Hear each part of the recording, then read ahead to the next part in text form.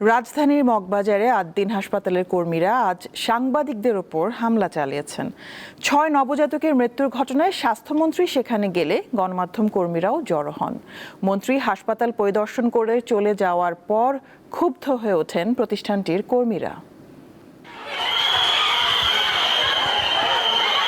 শনিবার সন্ধ্যা 6:30 রাজধানীর আদ্দিন হাসপাতালের কর্মীরা দল বেঁধে গণমাধ্যম কর্মীদের আক্রমণ করেন। 6 নবজাতকের মৃত্যুর ঘটনায় বিকেলে হাসপাতাল পরিদর্শন করেন স্বাস্থ্যমন্ত্রী। মন্ত্রী চলে যাওয়ার পর সাংবাদিকরা হাসপাতালের ভেতরে ঢোকার চেষ্টা করলে তাদের উপর চড়াও হন হাসপাতালের কর্মীরা।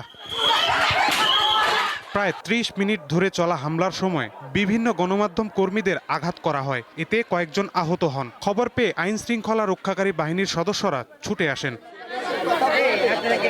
এর আগে স্বাস্থ্য অধিদপ্তরের কর্মকর্তাদের নিয়ে আদ্দিন হাসপাতাল পরিদর্শন করেন স্বাস্থ্যমন্ত্রী সরদার সাখাওয়াত হোসেন। 6 নবজাতক যে ওয়ার্ডে মারা গেছে তা ঘুরে দেখেন, পাশাপাশি অন্যান্য স্থানও দেখেন তারা।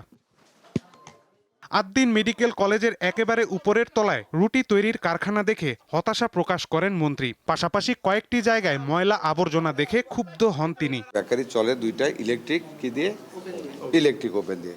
আমি এখানে কোনো ইলেকট্রিক্যাল ইঞ্জিনিয়ার পাইনি, একজন মেকানিক্যাল অ্যাসিস্ট্যান্ট পেয়েছি। দেয়ার আর সো মেনি গার্বেজেস দেয়ার, যেগুলি মানে কি বলবো, যেগুলি একটা হসপিটালে হাজার হাজার ছাত্র ছাত্রী রুগী অ্যাটেন্ডেন্ট থাকে, এটা উচিত হয়নি। আমাদের এক্সপার্টদের যারা আসছিলেন, আমরা আরেকটু এক্সপার্ট পাঠাবো কারখানাটা দেখে এটা থেকে ওই রকম কিছু সৃষ্টি হওয়ার সম্ভাবনা আছে কিনা। 27 মে সকালে আদ্দিন হাসপাতালের একটি ওয়ার্ডে 6 নবজাতকের মৃত্যু হয়। এ ঘটনার তদন্তে উচ্চ পর্যায়ে 3 সদস্যের কমিটি গঠন করেছে স্বাস্থ্য অধিদপ্তর। 3 জুন দেওয়া হবে প্রতিবেদন। মাহিদুর রহমান, দীপ্ত সংবাদ, ঢাকা।